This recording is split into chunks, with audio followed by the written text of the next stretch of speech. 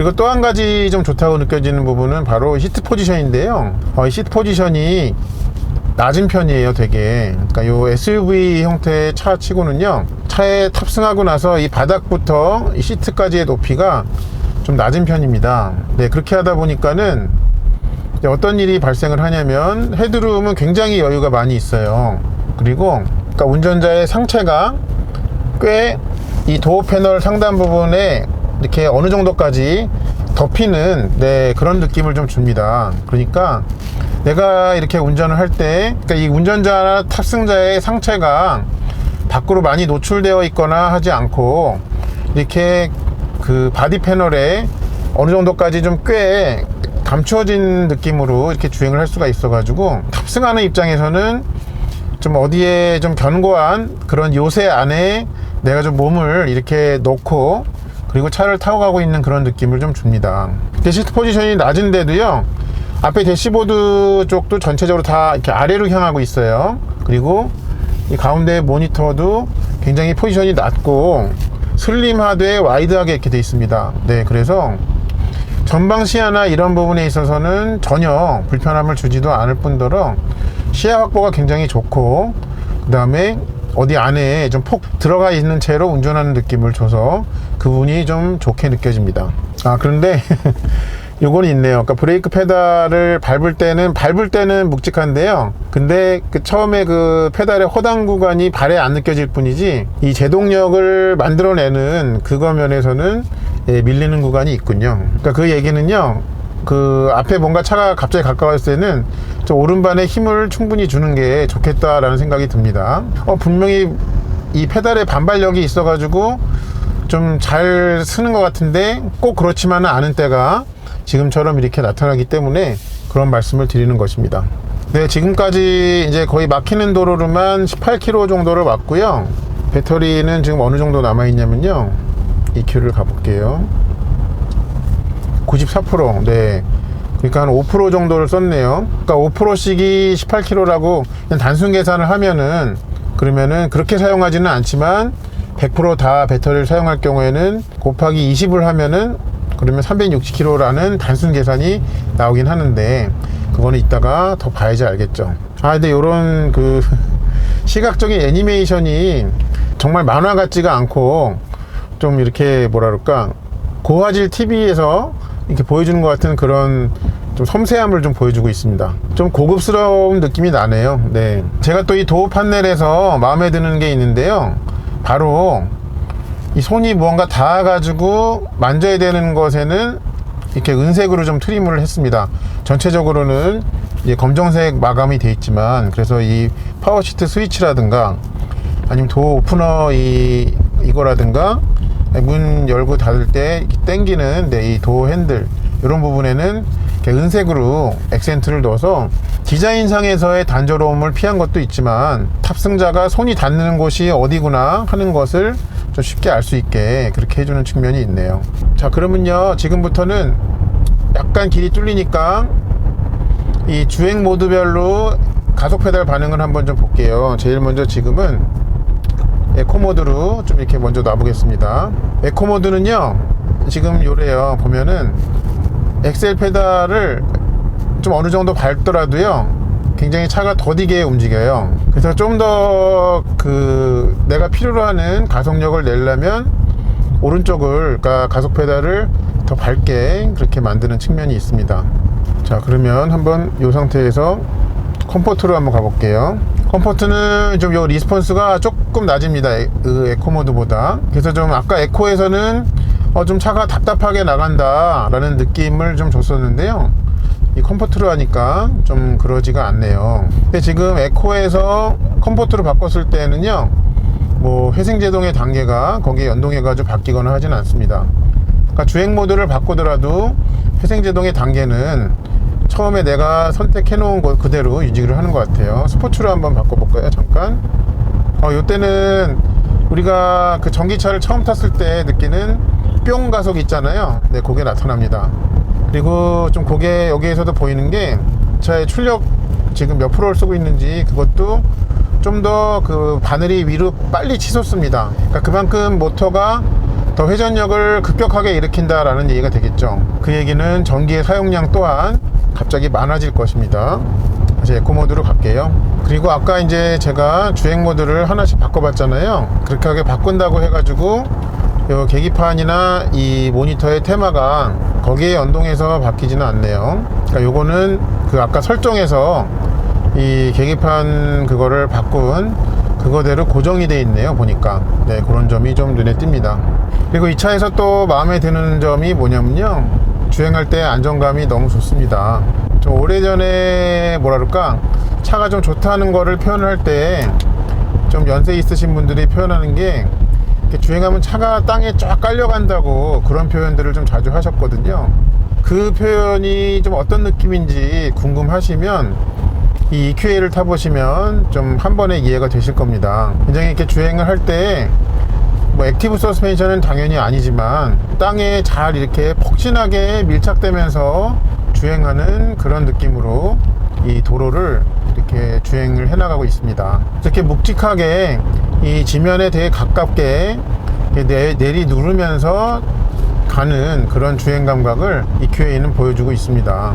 이 정도 타보니까 궁금해지는 점은, 과연 얘와 쌍둥이인데 엔진이 있는 GLA도 좀 이런 느낌을 줄까 하는 그런 궁금증이 좀 생기게 되는데, 그냥 저의 막연한 예상으로는 얘랑 좀 다를 것 같습니다. 좀 그런 주행 느낌이 굉장히 좀 좋네요. 메르세데스 벤츠가 오랫동안 좀 강점이라고 한다면은 A 지점에서 출발해 가지고 B 지점까지 갈 때까지의 여정, 그 여정에 있어서 운전자에게나 차에 탑승하는 사람들에게 굉장히 좀 안심감을 주면서 가는 것이 굉장히 장기인데, 이 차는 좀 그런 면에 있어서 그런 장기가 더 잘 발휘되는 것 같습니다. 이 차에서 좀 아쉬운 점이 있는데요.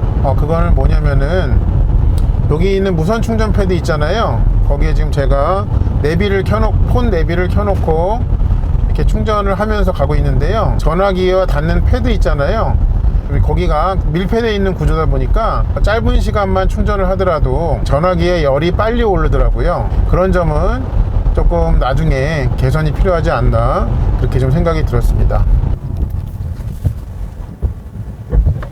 근데 요것저것 지금 하나 단점이 뭐냐면요, 아까 시내에서도 느꼈는데요, 브레이크를 밟아가지고 이제 거의 멈추기 직전까지 해서 막 멈출 때 앞뒤 브레이크에서 삐걱하는 소리를 꼭 냅니다. 그거는 거의 이 소리를 냈던 것 같아요. 비가 오는 상황이라 가지고 그럴 수도 있지만은, 사실 이 소리는 거의 모든 차에서 다 나거든요.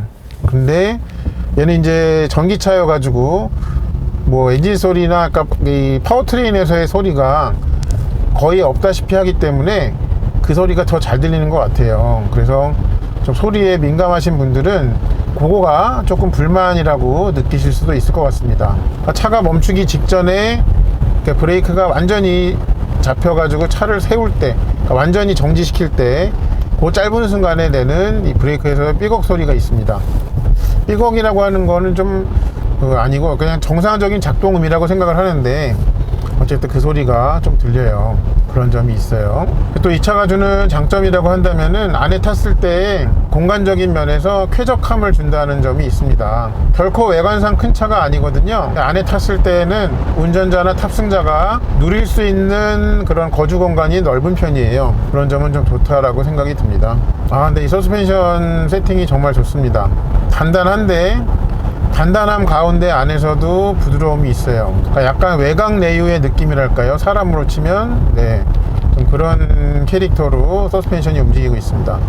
그리고 그 하체에서 발생하는 그런 각종 충격과 그걸로 인한 여진들을요, 차체가 또 잘 흡수하는 그런 느낌을 좀 많이 줍니다. 결과적으로는 차 안에 탄 사람은 이렇게 청각적으로 쿵쾅거림을 느끼고 아주 약간의 그런 몸의 미진이라고 할까요? 그 정도만 느낄 뿐, 나머지는 안에서 느끼는 승차감이나 이런 면에서 전혀 해를 주지 않고 있습니다. 그리고 이 스티어링도 직진성이 너무 좋아가지고요, 그러면 안 되겠지만 그냥 허술하게 잡고 가더라도 차가 마냥 직진할 것 같은 그런 직진성을 주고 있습니다. 아까 주행 모드 중에 인디비주얼이 있었는데요, 거기에서는 어떤 항목들이 설정되는지 한번 볼까요? 잠깐 좀 가보겠습니다.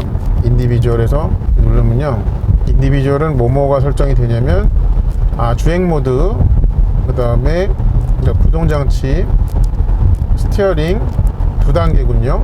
ESP가 컴포트랑 스포츠가 있네요. 그러니까 ESP 스포츠도 말 그대로 개입을 늦추는 거겠죠. 네, 그렇게 단촐하게 있습니다. 네. 그리고 어떤 차 안에 탄 사람으로 하여금 이 가공의 정기적인 사운드를 차 안에서 만들어준다든지, 네, 그런 것은 없는 걸로 보입니다. 이렇게 봤을 때는요. 이 EQA를 타보니까요, 전기차 쪽에서도 벤츠가 몰려오고 있구나 라는 생각이 좀 듭니다. 앞으로 점점 EQS도 나오고, 또 엊그저께 발표가 된 EQE도 나오고, 또 컨셉으로 나온 EQG, 이렇게 거의 현존하는 엔진차의 각 클래스에 해당하는 EQ들이 준비가 되고 있죠. 그 차들로 좀 무난하게 넘어갈 수 있지 않을까, 그렇게 생각을 합니다. 각 차가 원래 속해 있던 그 가격대에서의 벤츠 전기차의 역할을 해줄 수 있을 거라고 그렇게 생각을 합니다. 근데 이제 그런 부분은 조금 있어요. 그러니까 뭐냐면, 거의 이제 S클래스 이상급의 고가차를 타는 분들은 여전히 이제 엔진차가 더 익숙하시고 편하고, 그 다음에 그분들은 어떤 유류비 절약, 경제성 이런 거에 대한 관심은 전혀 없으시죠. 그렇긴 하지만 EQS도 분명히 나오면 차가 굉장히 좋을 것 같아요. 그래서 좀 시승을 해보면 앞자리든 뒷자리든 되게 좀 좋은 느낌을 줄 수 있지 않을까라는 그런 생각이 좀 듭니다.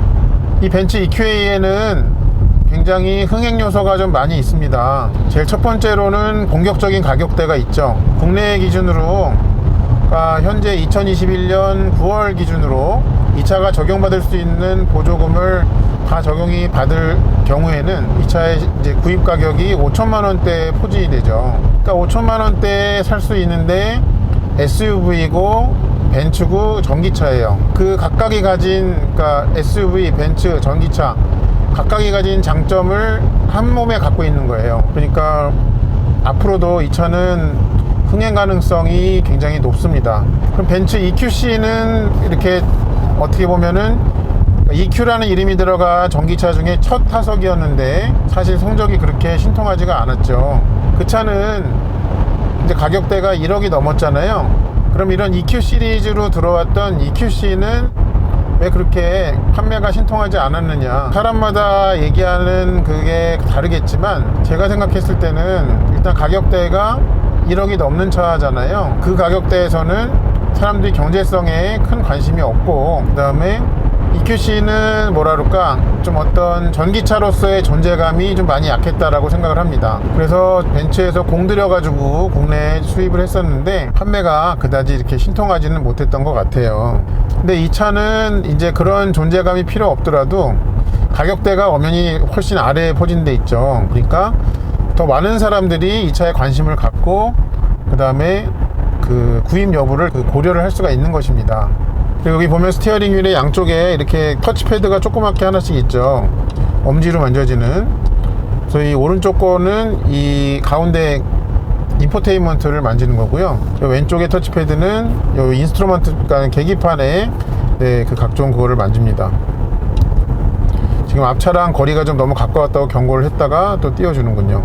지금 이제 능동형 차선 이탈 어시스트라고 지금 이게 켜져 있는데요. 앞에 여기 아이콘이 이렇게 들어와 있어요. 이게 차선하고 그 가운데에 이 자동차가 있는 거.